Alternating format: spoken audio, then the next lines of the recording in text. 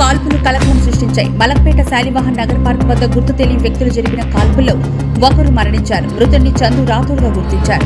CPI నాయకుడైన చంద్ర రాథోడ్ మంగళవారం July 15 ఉదయం మార్నింగ్ వాక్ పూర్తి చేసుకుని తన నివాసానికి వెళ్తూ ఉండగా అప్పటికీ కారులో వచ్చి చందు రాథోడ్ వెళ్లే మార్గంలో కాపు కాచిన నలుగురు దుండగులు ఆయన కంట్లో కారం చల్లి 4 రౌండ్లు కాల్పులు జరిపి కారులో నుంచి పరారయ్యారు.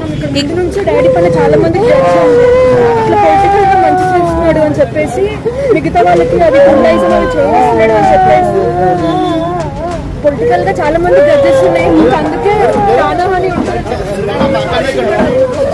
కాల్పులు తీవ్రంగా గాయపడిన చందు రాథోడ్ అక్కడికి మరణించారు. పాత కక్షల కారణంగానే హత్య జరిగినట్లు పోలీసులు ప్రాథమికంగా అంచనా వేశారు.